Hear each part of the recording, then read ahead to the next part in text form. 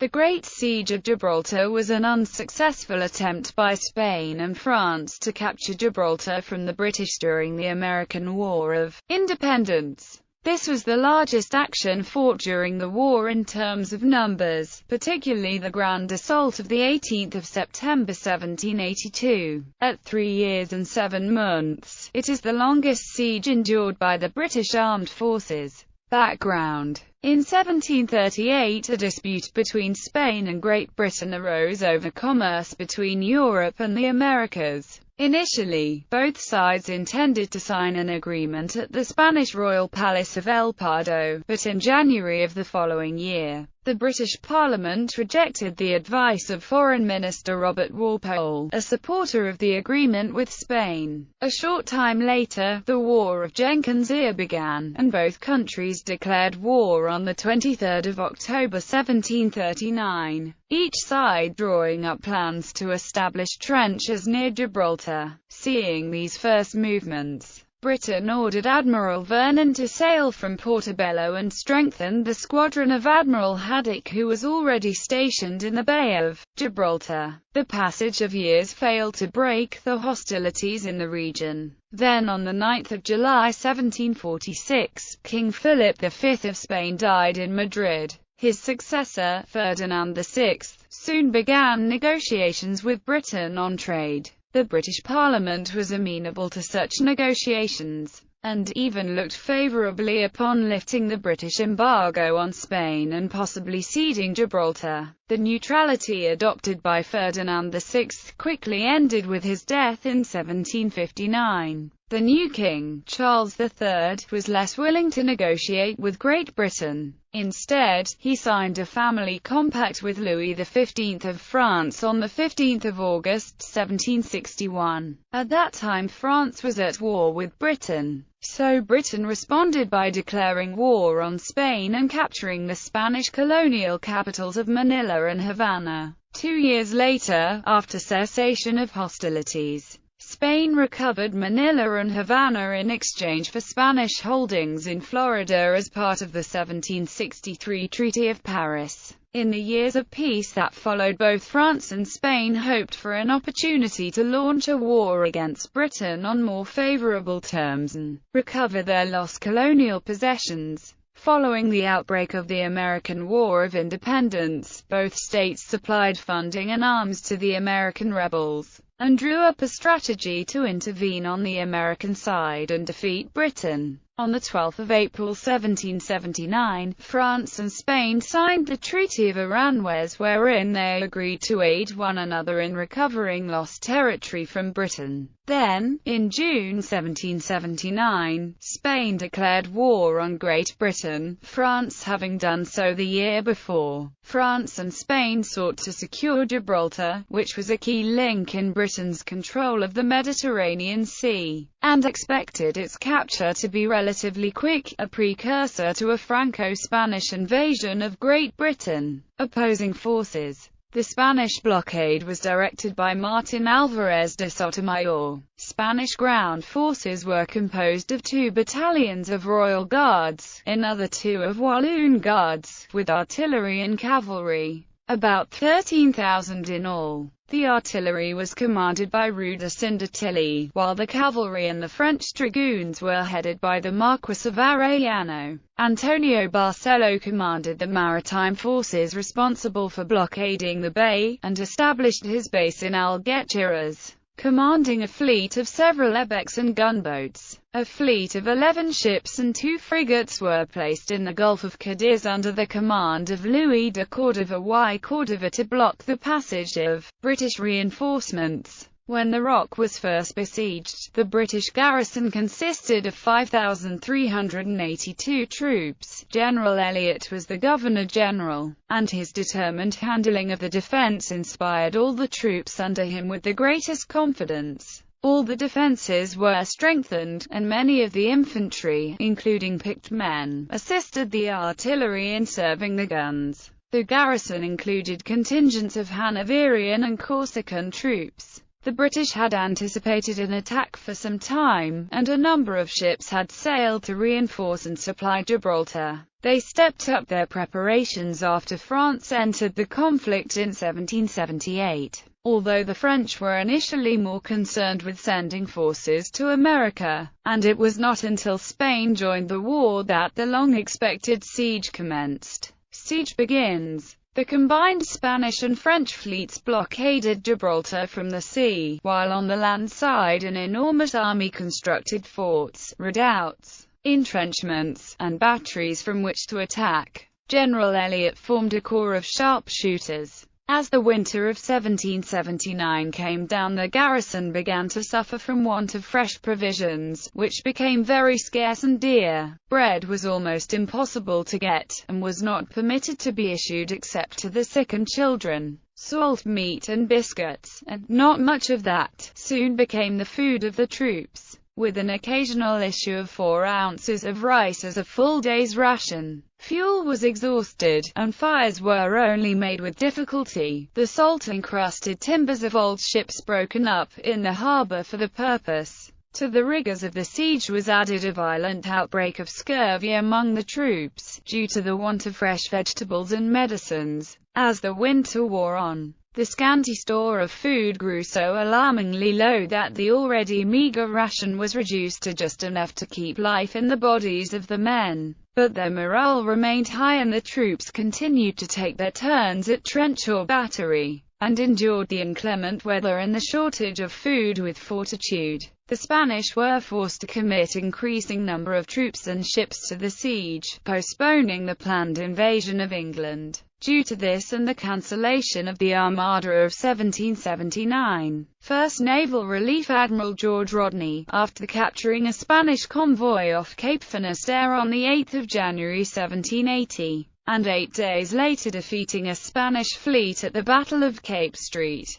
Vincent, reached Gibraltar in the spring of 1780, bringing reinforcements of 1,052 men and an abundance of supplies. This greatly heartened the garrison, who, as soon as Rodney's fleet left, found the fortress as closely besieged as ever. The British defenders resisted every attempt to capture Gibraltar by assault, while the two sides unceasingly exchanged shot and shell. By the end of the summer, provisions again began to be meager and scurvy began to reappear, reducing the effective strength of the garrison. Through the use of small, fast-sailing ships that ran a blockade, they were able to keep in touch with the British forces on Minorca until 1782, when that island fell. Throughout the second winter, the garrison faced foes, elements, disease, and starvation, until in April 1781 another British fleet succeeded in reaching the harbour with stores and food. Second Naval Relief. On 12 April 1781, Vice Admiral George Darby's squadron of 29 ships of the line, escorting 100 store ships from England laden for Gibraltar, entered the bay. The Spanish fleet was unable to intercept Darby's relief.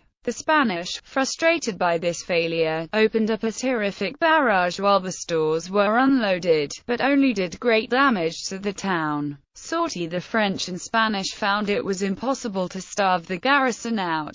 They therefore resolved to make further attacks by land and sea, and assembled a large army and fleet to carry this out. But on the 27th of November 1781, the night before they were to launch the grand attack, half the British garrison filed silently out of their defence works and made a surprise sortie. The sortie routed the whole body of the besieging infantry in the trenches, set their batteries on fire, blew up and spiked their cannon, destroyed their entrenchments, and killed or took prisoner a large number of the Spaniards. The British did damage to the extent of £2 million to the besiegers' stores and equipment that night. Spanish losses were over 200, and Governor Elliot claimed many were killed on the spot because of the surprise. As the Spanish recovered and prepared to launch a counter-attack, the British withdrew back inside their fortifications. This reverse postponed the grand assault on Gibraltar for some time. Still, the Spaniards closely maintained the siege. A new depressing gun carriage was devised by George Kohler, which allowed guns to be fired down a slope.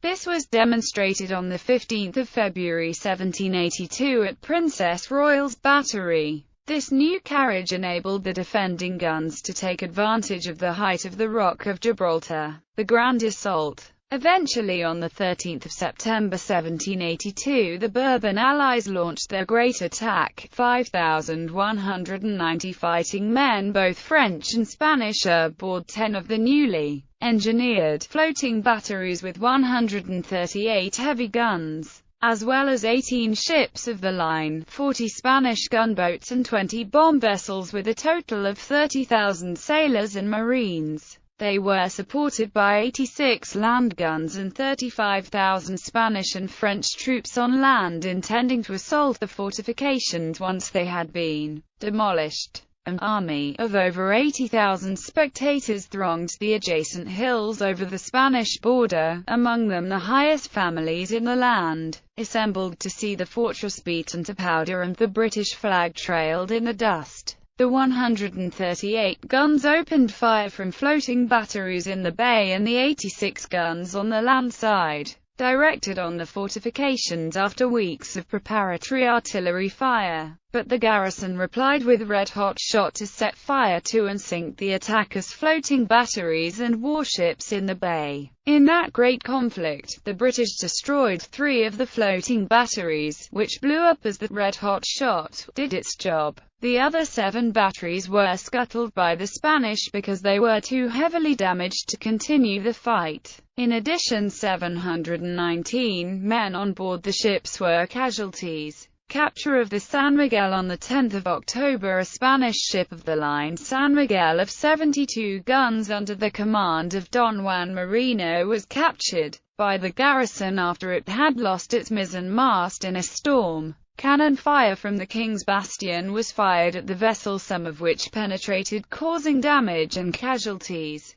The San Miguel, then trying with great difficulty to get out of danger, was grounded. Gunboats from the garrison quickly captured her, being too close to the guns of Gibraltar. Marino agreed to surrender to avoid any further bloodshed, and a total of 634 Spanish sailors, marines and dismounted dragoons were captured. An attempt on 17 December to bombard the San Miguel by the Spanish and French with mortars failed, causing only minimal damage. By this time the powder magazine had been removed or thrown overboard. Final relief. In Britain, the Admiralty considered plans for a major relief of Gibraltar, opting to send a larger, but slower fleet, rather than a smaller, faster one. In September 1782, a large fleet left Spithead under Richard Howe, arriving off Cape St. Vincent on 9 October. The following evening a gale blew up, scattering the Spanish and French fleet.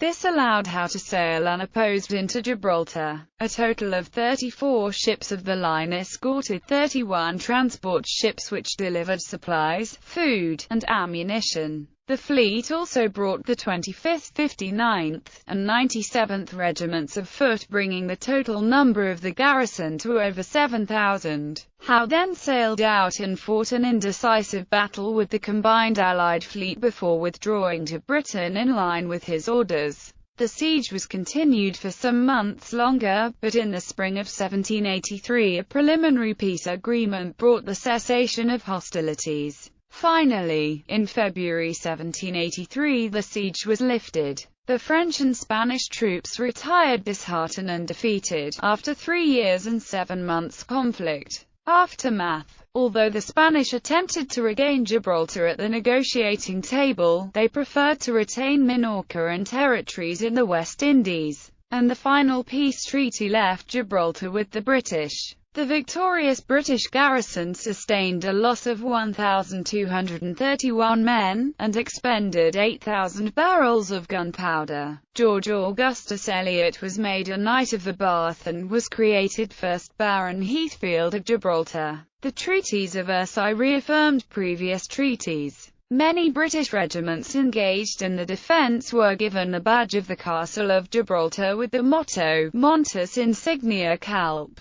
in commemoration of the gallant part it took in the Great Siege. In popular culture, music, in 1782 Wolfgang Amadeus Mozart composed Badeng the Sang off Gibraltar, O Calpe. Dir Donitsam Fusser, a piece of music commemorating the Great Siege. Mozart was known to have a favorable view of the British paintings. The 1783 painting The Defeat of the Floating Batteries at Gibraltar, September 1782, was a work by an American artist, John Singleton Copley, depicting the event. Another 1783 painting is by James Jefferies. His painting of the floating batteries at Gibraltar is at the Maidstone Museum and Art Gallery. A 1789 work by American painter John Trumbull, The Sortie Made by the Garrison of Gibraltar, 1789, covered the 1781 sortie that the garrison had made against the besiegers.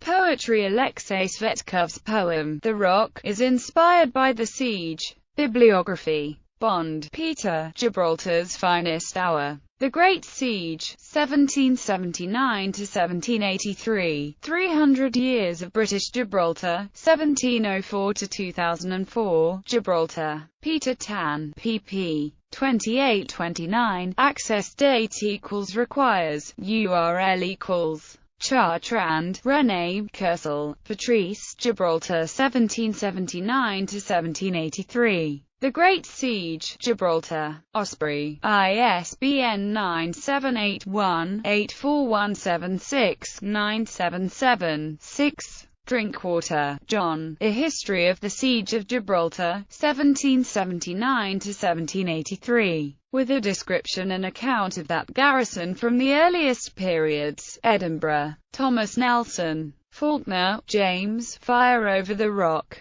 The Great Siege of Gibraltar 1779–1783, Pen and Sword. Harvey, Robert. A Few Bloody Noses. The American War of Independence. London. Montero, Francisco Maria. Historia de Gibraltar y de su Campo, imprentada la Revista Medica. Monte, Angel Maria. Historia de Gibraltar. Dedicada SS. A. R. Los Serenísimos Señores Infantes Duques de Montpensier, Imp. Juan Millano. Norwich, John Julius. The Middle Sea. A History of the Mediterranean. Random House. Roger, Nicholas. The Command of the Ocean. In Naval History of Britain, 1649–1815. London. Sayer, Captain. Frederick. The History of Gibraltar and of its political relation to events in Europe. Saunders, Otley & Co. Stevens, Frederick. A History of Gibraltar and its Sieges. Provost & Co. Sugden, John. Nelson. A Dream of Glory. London.